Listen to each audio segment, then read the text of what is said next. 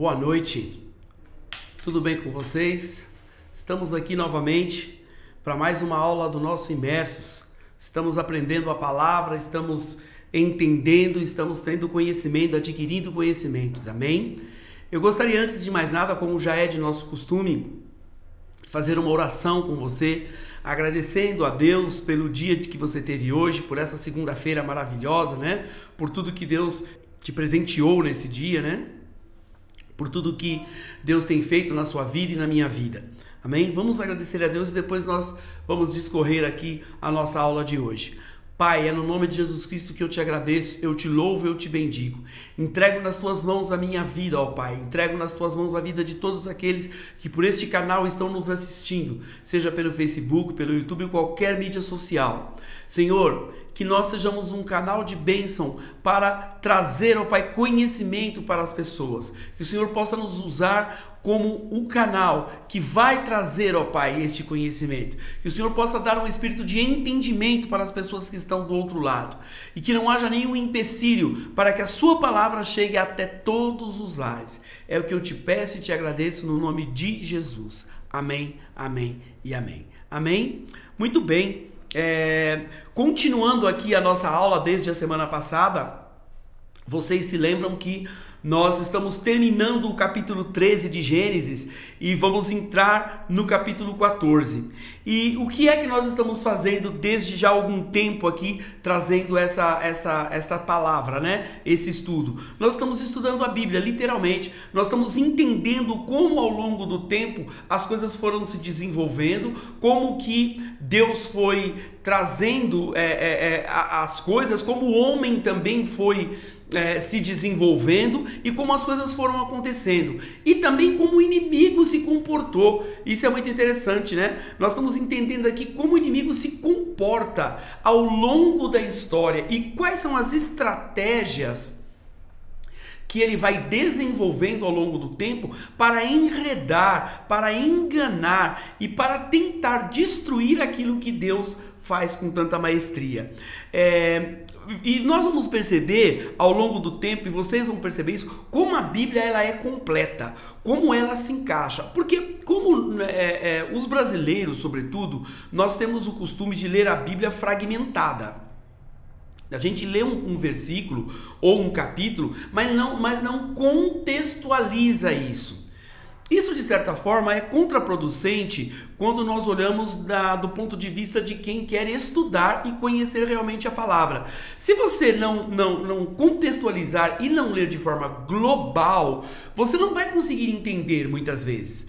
Então, como este estudo, como nós estamos vindo desde o capítulo 1 de Gênesis, agora nós já estamos aqui no capítulo 13, indo para o 14, nós estamos entendendo como é que a Bíblia se encaixa. Nós entendemos lá a criação do mundo, nós entendemos a criação do homem, nós entendemos a queda do homem, entendemos a entrada do pecado, né? Entendemos a civilização sendo construída com o nascimento de muitas pessoas, o mundo sendo povoado. E agora nós já estamos aqui em Gênesis 13, e nessa situação de Gênesis 13, o que está acontecendo? Aqui é quando Abraão está voltando do Egito, nós falamos disso na última aula, né? Abraão vai até o Egito, o faraó toma a esposa dele, que é Sarai, né? Aqui neste momento ele ainda é Abrão, não é Abraão, ele ainda é Abrão, e a esposa ainda é Sarai, ainda não é Sara, os nomes ainda não foram trocados. Então, quando ele está voltando do Egito, né? O que acontece? Ele percebe que Deus já não está mais falando com ele. Lembra que nós falamos na última aula? Que como ele levou Ló, Deus parou de falar com Abraão, né? Então vamos partir essa aula aqui do último versículo do capítulo 13. Por que eu quero ler esse último versículo? Porque ele é muito importante para nós entendermos algo que vai acontecer depois. Olha lá, desculpa, não é o último versículo, né? É o versículo 13 do capítulo 13. Diz o seguinte: ora, os homens de Sodoma eram maus e grandes pecadores contra Jeová. Muito bem. O que está escrito aqui é apenas um pitaco daquilo que vai acontecer lá no capítulo 19. Então aqui já tem um aviso, né? Aqui já tem um aviso. Nesse momento aqui, o que está acontecendo? Abraão e Ló se separam. Ló vai para onde? Vai para Sodoma. E Abraão vai habitar perto dos carvalhais do Manre. Nós vamos ler aqui exatamente onde ele vai habitar. Ele vai para lá, né? Junto aos carvalhais do Manre. E Ló vai habitar nas terras próximas a Sodoma. Aqui no versículo 13 do capítulo 13, ele diz o seguinte: ora, os homens de Sodoma eram maus e grandes pecadores contra Jeová. Isso, olha que interessante, a Bíblia só está te dando um spoiler do que vai acontecer lá no capítulo 19, nós estamos no capítulo 13. Então lá no capítulo 19 vai acontecer alguma coisa relacionada a este versículo, que é exatamente a destruição de Sodoma. Agora, por que Sodoma foi destruída? Porque os homens, eles eram maus e grandes pecadores. Quanto tempo nós temos aqui deste versículo até o capítulo 19? É um bom tempo. Para que vocês tenham uma ideia, se nós iniciarmos aqui o capítulo 14, nós vamos ver aqui uma coisa muito interessante. O capítulo 14 ele começa com uma guerra de 5 reis contra 4 reis. Essa guerra dos 4 contra 5, ela acontece depois que os 5 reis que estavam sendo subjugados pelos outros 4 entram em rebelião. Então eles entram em rebelião contra esses reis. Agora, por quanto tempo eles ficaram subjugados? Por 12 anos. Então nós já temos aqui uma referência de época, de data, que de quando Ló vai para Sodoma, tá? Pelo menos 12 anos se passam até que acontece esta guerra aqui. E por que essa guerra é tão importante e por que eu tenho que falar dela para vocês? Porque nessa guerra, os reis, eles vão... Eu vou ler aqui para vocês, para que você entenda perfeitamente o que aconteceu nessa guerra aqui. Gênesis capítulo 14. Acompanhe aí a partir do versículo 1. Diz assim, olha: e aconteceu nos dias de Anrafel, rei de Sinar, que Arioque, rei de Elazar, Kedorlaomer, rei de Elão, e Tidal, rei de Goim, que estes fizeram guerra contra Berá, rei de Sodoma, e Birsa, rei de Gomorra, e Sinabe, rei de Adimar, e Sameber, rei de Zeboim, e o rei de Belá, que é Zoar. Todos esses se ajuntaram no vale de Sidim, que é o vale do Mar de Sal. 12 anos haviam servido a Kedorlaomer, mas no 13º ano se rebelaram. E ao 14º veio Kedorlaomer e os reis que estavam com ele, e feriram aos Refaíns e os Astercaíns e aos Uzins em An, e os Emins em Savé Kiriatim, e aos Orreus no monte de Seir, até a campina de Parã, que está junto ao deserto. Depois tornaram e vieram a Emisap, que é Cádiz, e feriram toda a terra dos amalequitas, e também aos amorreus que habitavam em Azazon Tamar. Então saiu o rei de Sodoma, e o rei de Gomorra, e o rei de Adimá, e o rei de Zeboim, e o rei de Belá, e ordenaram batalha contra eles no vale de Sidim, contra Kedorlaomer, Elão, Tidal, Goim e Anrafel, rei de Sinear, e Arioque, rei de Elazar. 4 reis contra 5 reis. E o vale de Sidim estava cheio de poços de betume. E fugiram os reis de Sodoma e de Gomorra e caíram ali. E os restantes fugiram para o monte. E tomaram toda a fazenda de Sodoma e de Gomorra. E todo o seu mantimento e foram ali. Muito bem. Vamos ler também o versículo 12. Diz: tomaram também a Ló, que habitava em Sodoma, filho do irmão de Abrão, e a sua fazenda, e foram-se. Muito bem, deixa eu explicar isso para vocês. Este rei Kedorlaomer, ele era um rei muito mau. E ele se juntou com outros reis e eles tornaram cativos os reis de Sodoma, de Gomorra, de Belá, dessas outras 4 cidades. Porém, Durante 12 anos eles ficaram cativos, no 13º ano eles se revoltaram e no 14º ano eles empreenderam uma guerra contra estes reis. Acontece que nesta guerra eles saíram, a Bíblia diz que eles fugiram, e ao fugir eles chegaram a uma região chamada Vale de Sidim. O Vale de Sidim ele era caracterizado por um lugar onde você tinha poços de betume. O que é o betume? O betume, para que vocês tenham uma ideia, é um produto parecido com o piche. Na verdade é o piche, né? Se nós formos entender exatamente, literalmente aquele petróleo in natura, digamos assim, né? Que estava ali naquela região aflorando na terra já. Ele já estava aparecendo. E os reis, o que aconteceu? Eles ficaram presos ali. O rei de Sodoma, o rei de Gomorra, eles estavam fugindo de Quedorlaomer e eles acabaram com os seus exércitos presos naqueles poços de betume. E aí o que aconteceu com o rei, com esses reis que estavam atacando? Eles entram na cidade de Sodoma, eles entram na cidade de Gomorra, eles entram nas outras cidades e eles literalmente saqueiam a cidade. Levam tudo que tem de bom e de precioso dessas cidades para eles. Porém, aí é que vem a coisa interessante. Uma das coisas que eles levaram, uma das pessoas que eles levaram cativo para a sua cidade foi Ló, o sobrinho de Abraão. Lembram-se de Ló, que nós estamos falando dele desde a aula passada? Lembram-se que ele se separou de Abraão? Então agora ele estava morando onde? Em Sodoma. E nós estamos falando aqui que isso aconteceu 14 anos depois que ele foi para lá.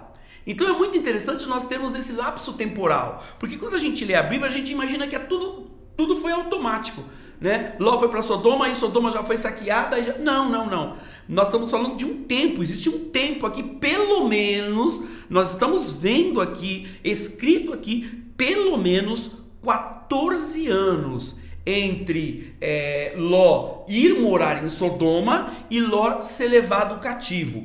Quando Ló é levado cativo, ele é levado para outra cidade e olha que interessante aqui. Muito bem. No versículo 13 do capítulo 14 diz o seguinte: veio um que escapara e deu parte a Abrão, o hebreu. Ora, ele habitava perto dos terebintos, em outras traduções, perto dos carvalhais de Manre, o amorreu, irmão de Escol e Aner. Estes ali eram aliados de Abrão. Tendo Abrão ouvido que seu irmão estava preso, levou os seus homens dos mais disciplinados, nascidos em sua casa. Muito bem, vamos entender antes da gente continuar o versículo. O que acontece é que Abrão estava tranquilo lá, já há 14 anos, morando junto aos carvalhais de Manre, e Ló estava em Sodoma. Lá estava em Sodoma, sem problema. E com essa guerra, eles saqueiam Sodoma e leva Ló cativo, leva Ló preso. Quando Abraão fica sabendo disso, olha, Deus havia dito que Abraão não era para levar Ló, mas Deus não tinha dito que Abraão não podia ajudar a Ló.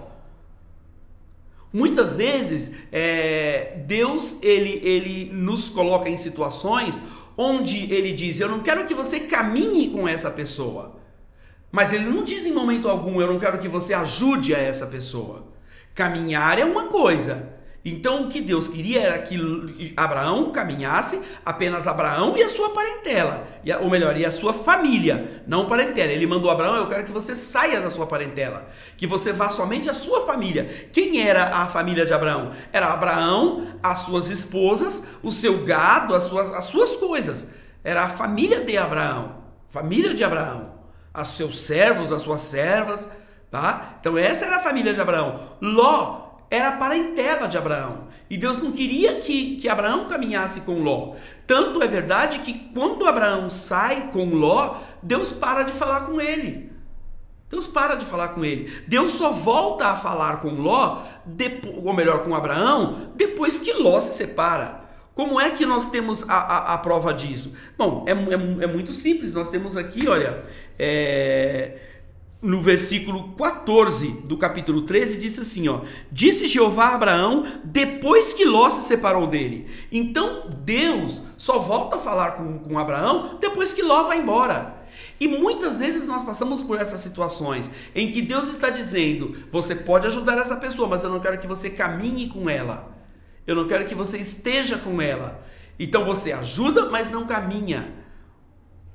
E aí nós às vezes pensamos assim: poxa, mas Deus, será que Deus quer nos separar? Em momento algum. Tanto é verdade que quando Abraão ficou sabendo que Ló estava preso, o que ele fez? Ele empreendeu uma guerra contra esses reis. E olha que interessante, Abraão ele reúne um grupo de pessoas, um grupo de soldados extremamente valentes, extremamente fortes e preparados. E quantos soldados eram? A Bíblia nos dá um número. E agora prestem atenção, que coisa interessante isso aqui. Olha lá, ele diz o seguinte, olha, versículo 14, capítulo 14, versículo 14. Tendo Abraão ouvido que seu irmão estava preso, levou os homens mais bem disciplinados, nascidos em sua casa, em número de 318, e os perseguiu até Dan. Muito bem, 318. Vamos entender uma coisa aqui. Eu sempre disse isso para vocês, e isso é a suma verdade.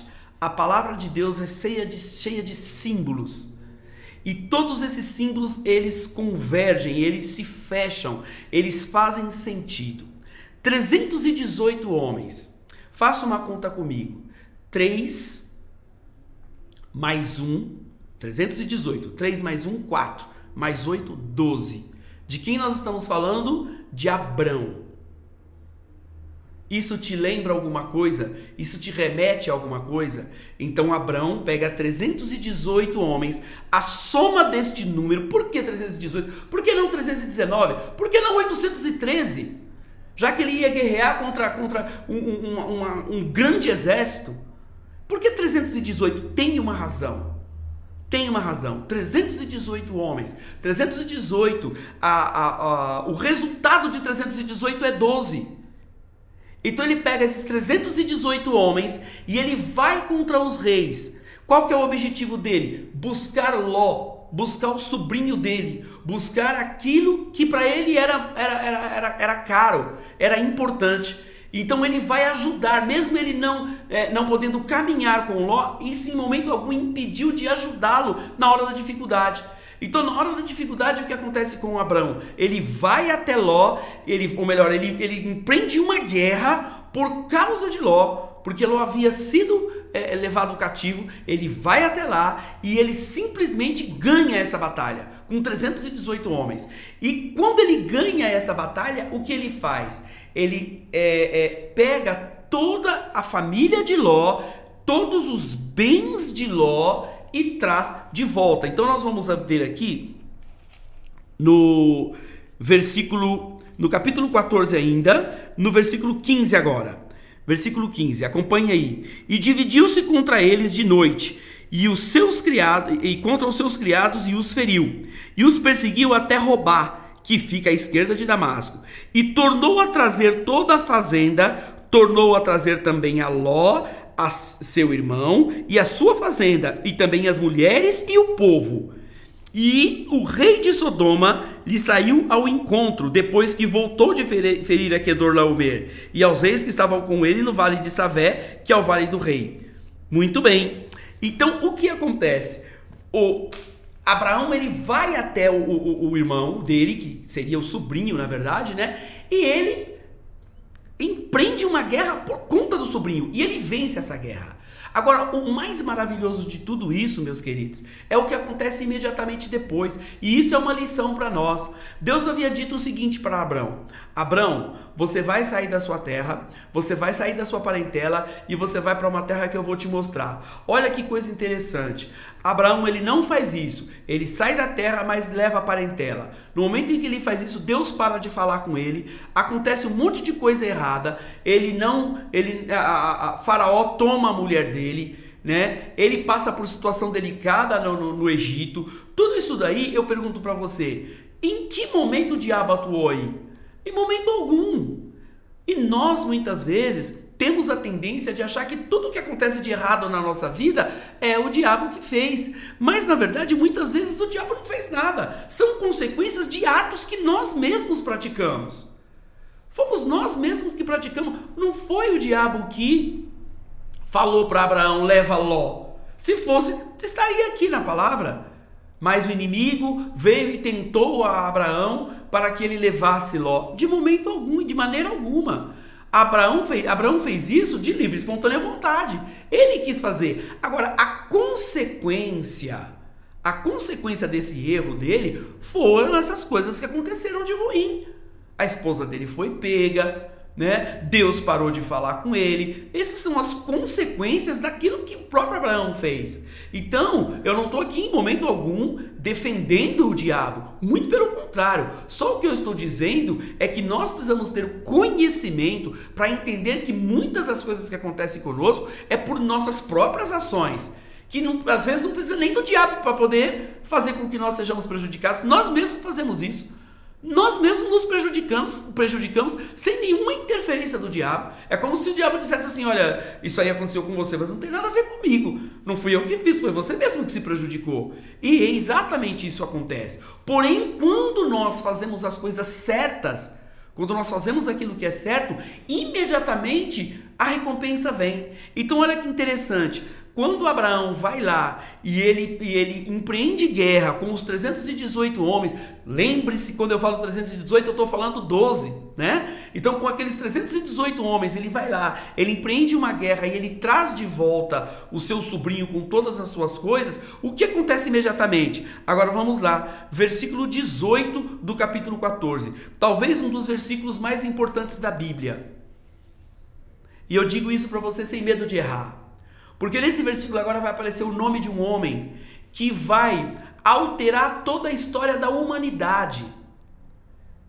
E nós vamos entender isso muito bem, porque nós estamos estudando a Bíblia inteira, e vocês vão perceber como o nome deste homem que vai aparecer agora no versículo 18 do capítulo 14, como ele vai mudar todo o curso da história.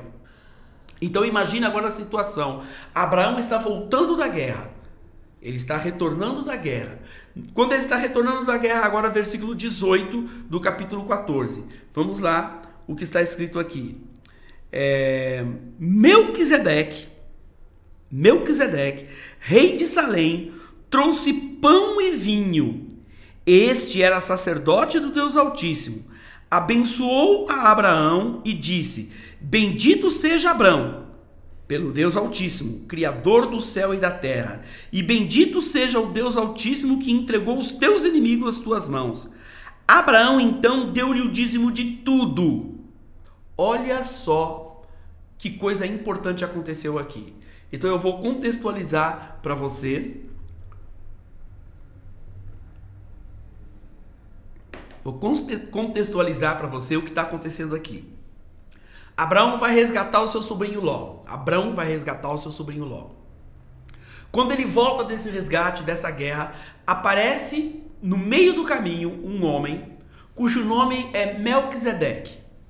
Este Melquisedeque se apresenta como rei de Salém.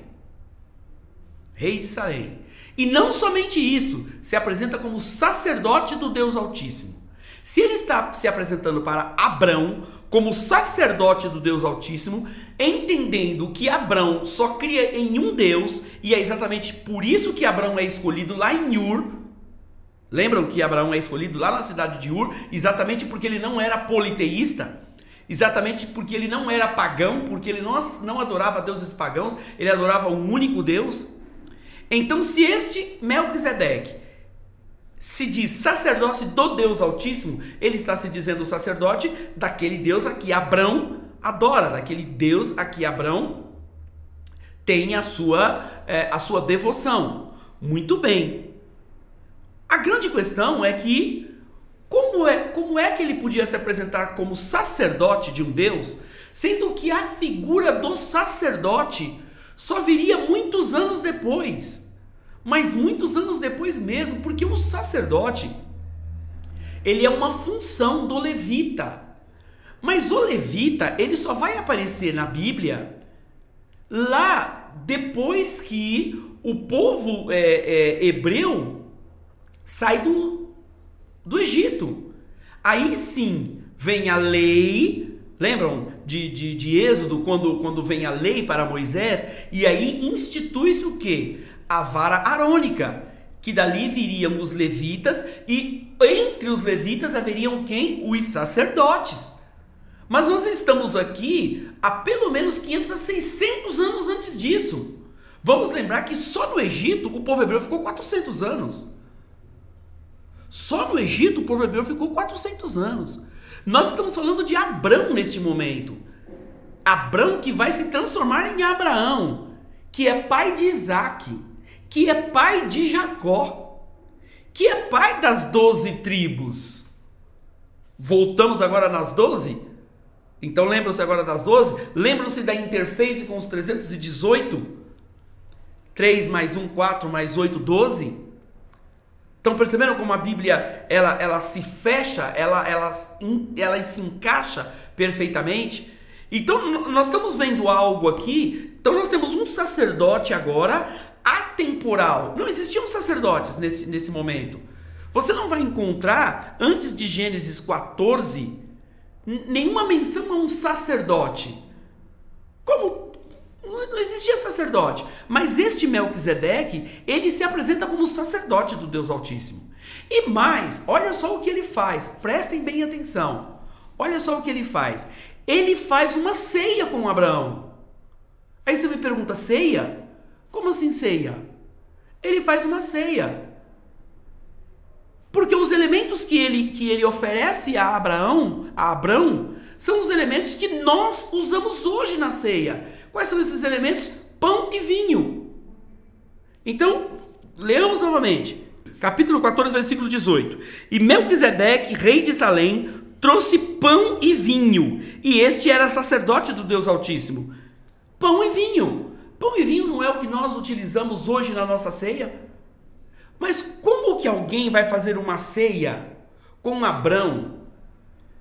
Prestem bem atenção. Como que alguém vai fazer uma ceia com Abrão, sendo que ainda não está instituído o ofício da ceia? Não existe ainda isso. A ceia, como ceia, ela viria quando somente? Qual que é a primeira menção que nós temos de algo referente à ceia? Somente na saída do povo do Egito. Vocês se lembram lá? Quando Deus fala que o povo deveria matar um cordeiro cevado, que deveria dividir a sua carne, deveriam comer os pães asmos e as ervas amargosas. A ceia, ela se dá lá naquele momento da Páscoa, da saída do judeu, que é até hoje comemorado como Pessa, uma festa judaica, uma festa hebraica. Mas aqui, em Gênesis 14, 18, acontece uma ceia. Melquisedeque traz pão e traz vinho, que seria a representação daquilo que aconteceria depois. Isso é muito importante para nós entendermos quando Paulo diz o seguinte, que as coisas que acontecem aqui no Velho Testamento, que é o que nós estamos estudando, são sombra das coisas que haveriam de vir.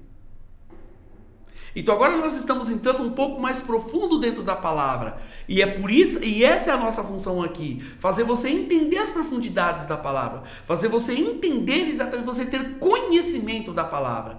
Então, quando Paulo diz, estas coisas são sombras das coisas que haveriam de vir, vamos entender o que é a sombra. Quando você fica de pé sob uma luz, o que é que você tem refletido no chão? A sua sombra. A sua sombra é a silhueta perfeita de você, mas não é você. Ela te duplica, mas não é você. A sua sombra, qual é o que ela pode fazer com alguém? Absolutamente nada. A sombra, ela não faz nada, ela passa sobre, mas ela é uma representatividade daquilo que é sólido. Então o que Paulo diz é que o Velho Testamento e que a lei em si, ela é uma sombra daquilo que haveria de vir. O que é que haveria de vir? Cristo. A Bíblia toda converge para Cristo. Do Velho Testamento e o Novo Testamento convergem para uma única figura, Cristo. Cristo é o real. As outras coisas são sombras daquilo que haveria de vir. E nós vemos isso muito claramente aqui. Quando Melquisedeque oferece a ceia para Abrão, é uma sombra daquilo que aconteceria. Mais de 2000 anos depois, com Cristo fazendo a ceia com seus discípulos. Com os seus 12. Com os seus 12. Lembre-se que o número 12 ele está conservado aí. Então nós temos 318 homens, cuja soma desses números dá 12. Nós temos as 12 tribos de Israel. Nós temos os 12 discípulos de Cristo lá na frente depois, que se reúnem numa ceia. Então neste momento, este Melquisedeque, ele abençoa Abraão. Acontece que esta bênção que Melquisedeque dá a Abraão, eu vou ler novamente esse versículo para vocês verem como a Bíblia ela é fantástica e como isso é importante. Gênesis 14, 18. E Melquisedeque, rei de Salém, trouxe pão e vinho, e este era sacerdote do Deus Altíssimo. Versículo 19. E abençoou e disse: bendito seja Abrão do Deus Altíssimo, o possuidor dos céus e da terra. Muito bem. Eu quero que vocês entendam o seguinte. Quando Melquisedeque abençoa Abraão, lá no livro de Hebreus, nós temos a seguinte passagem. E aqui eu vou fazer um pequeno parênteses para que você entenda que tudo está interligado, tá? Nada tá solto.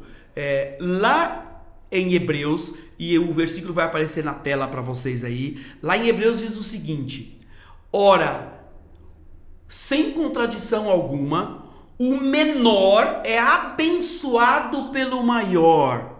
Muito bem. Se o menor ele é abençoado pelo maior, quando Melquisedeque abençoa Abrão, nós estamos entendendo que Abrão neste momento é menor do que Melquisedeque.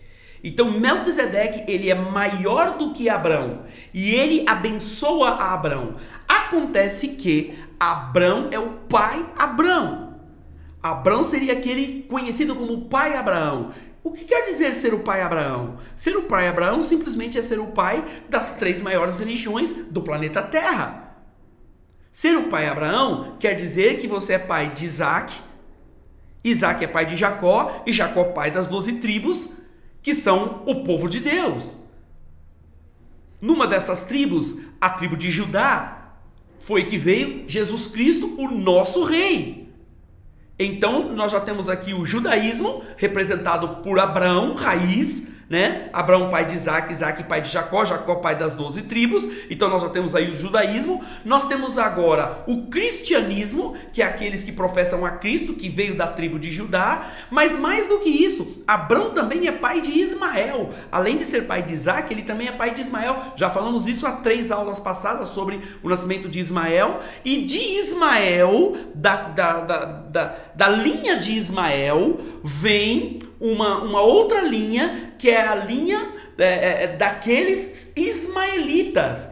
E dos ismaelitas vem os povos árabes, que professam a religião islâmica. São os muçulmanos, as 3 maiores religiões do mundo. Agora você consegue entender quando Melquisedeque abençoa Abraão, sendo Abraão menor do que Melquisedeque, nós vamos entender então que este Melquisedeque, ele é ainda maior que Abraão, e isso quer dizer então quem é este homem? Quem é esse homem? Se ele é maior ainda do que Abraão.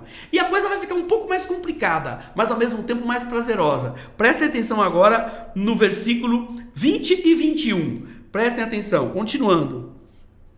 E bendito seja o Deus Altíssimo, que entregou os teus inimigos nas tuas mãos, e deu-lhe o dízimo de tudo. E o rei de Sodoma disse a Abraão: dá-me as minhas almas, e a fazenda toma para ti. Bom, vamos lá primeiro falar sobre o versículo 20. Abraão dá o dízimo a Melquisedeque. Muito bem. Dar o dízimo quer dizer o quê? Render-se à pessoa.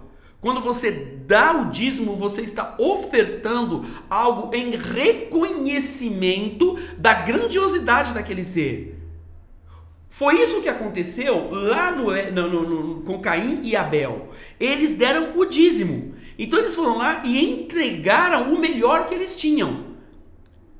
Deus olhou para aquilo, entendeu no coração de Abel que a oferta era uma oferta sincera e abençoou a oferta de Abel. Entendeu no coração de Caim que a oferta não era uma oferta sincera e rejeitou a oferta de Caim. Agora, Abrão, ele dá o dízimo a Melquisedeque, reconhecendo que Melquisedeque é maior do que ele. Quando eu dou o dízimo na igreja, eu reconheço que Deus é maior do que eu. Porque eu não dou dízimo para a igreja. Em momento algum eu dou dízimo para a igreja. Eu dou dízimo para o Senhor. A minha oferta é para o Senhor. Eu não dou oferta para o pastor. A minha oferta não é para o pastor, não é para a pastora. Não. A oferta é para o Senhor. Quem administra, obviamente, são as pessoas. Mas até o que elas fazem com a oferta que eu dou não me interessa. Isso interessa a elas e a Deus, a responsabilidade é delas. A minha função e a minha responsabilidade é ser fiel nos dízimos e nas ofertas. Essa é a minha função. Abrão fez a mesma coisa. Ele foi lá e deu dízimo de tudo. Quando ele deu o dízimo de tudo, aqueles reis que ele, ao salvar o seu sobrinho, também ajudou, fizeram o quê? Olha que interessante. Vamos lá, a partir do versículo 21. E o rei de Sodoma disse a Abraão: dá-me a minhas almas e a fazenda toma para ti. Abrão, porém, disse ao rei de Sodoma: levantei minha mão ao Senhor, o Deus Altíssimo, o possuidor dos céus e da terra, que desde um fio de cabelo, ou melhor, desde um fio até a correia de um sapato, não tomarei coisa alguma de tudo que é teu, para que não digas: eu enriqueci a Abrão.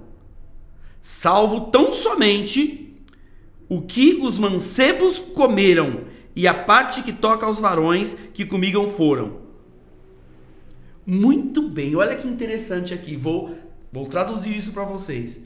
Então Abrão foi lá e deu dízimo a Melquisedeque. Neste mesmo momento, o rei de Sodoma, que havia acabado de ser liberto ali daquela guerra, Abrão foi lá e resgatou tudo de volta, trouxe todo o povo, trouxe toda a riqueza. O que o rei de Sodoma disse? Olha, vamos fazer o seguinte: você foi lá, pegou seus 318 homens, destruiu lá o Quedorlaomer, né? Batalhou a guerra, venceu a guerra. Então vamos fazer o seguinte: você me devolve somente o povo, só o povo, que aí eu vou reconstruir minha cidade, e tudo que tem de bem você pega para você.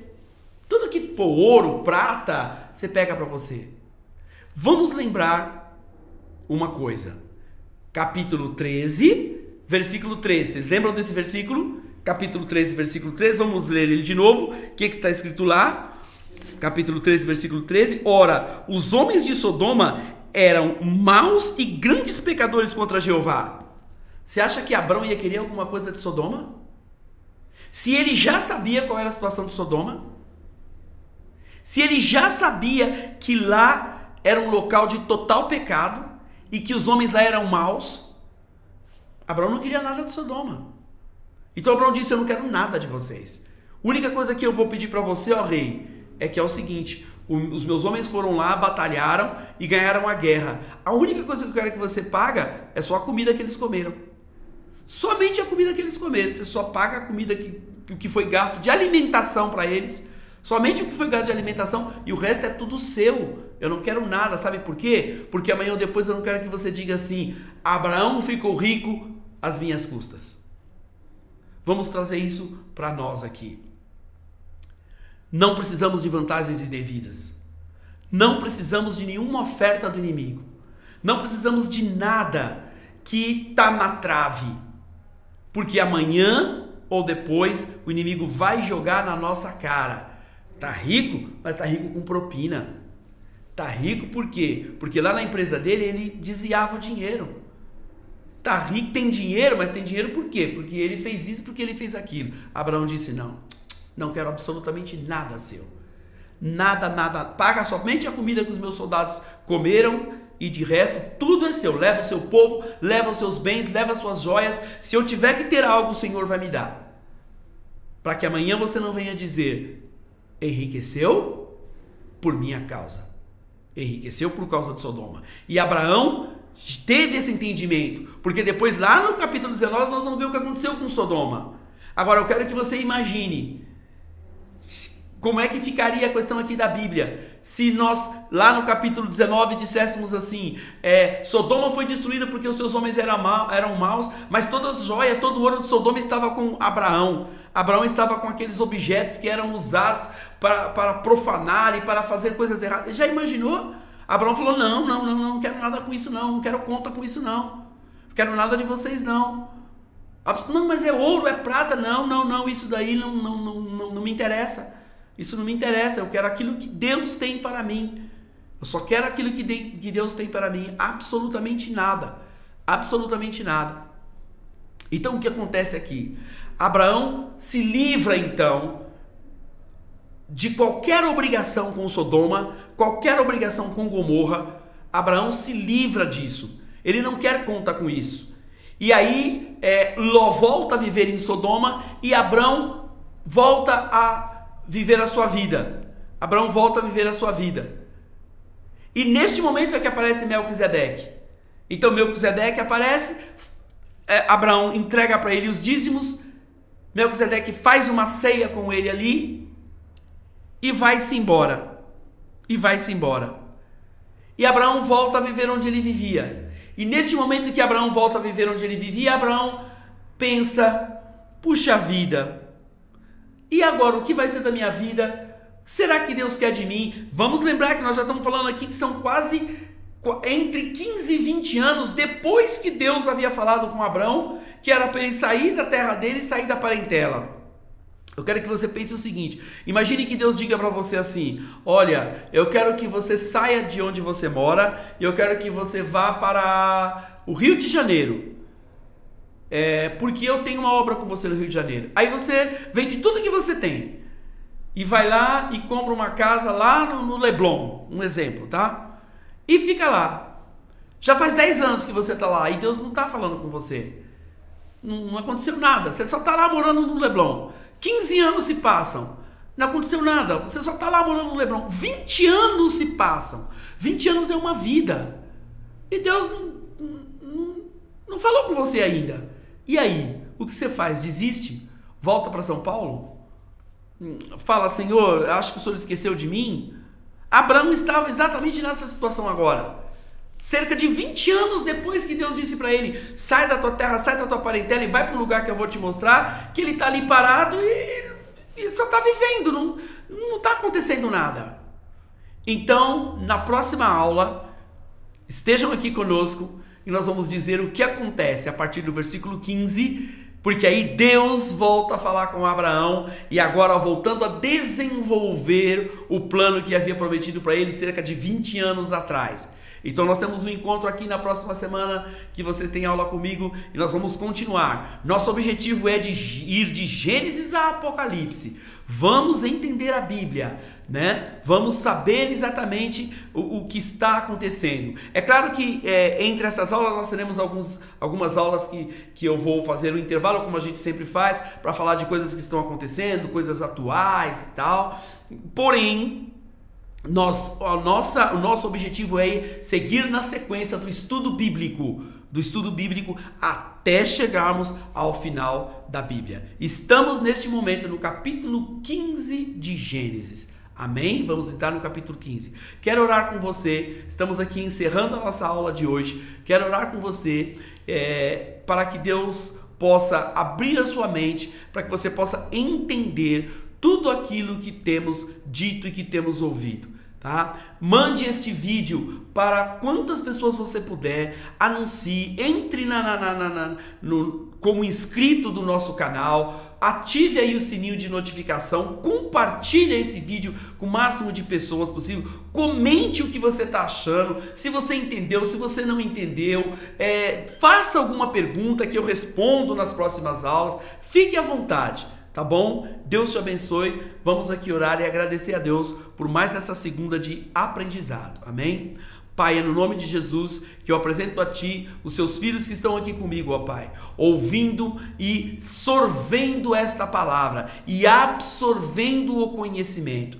Que uma unção de conhecimento possa vir sobre cada um de nós e que possamos entender, e não somente entender, como trazer isso para o nosso coração. Que cada aula seja uma lição, que cada aula seja uma ministração e que a nossa vida, ó Pai, seja tratada a cada aula em nome de Jesus. Amém, amém, amém. A graça e a paz, uma boa noite de descanso para você e até a próxima aula. Fiquem com Deus. Amém.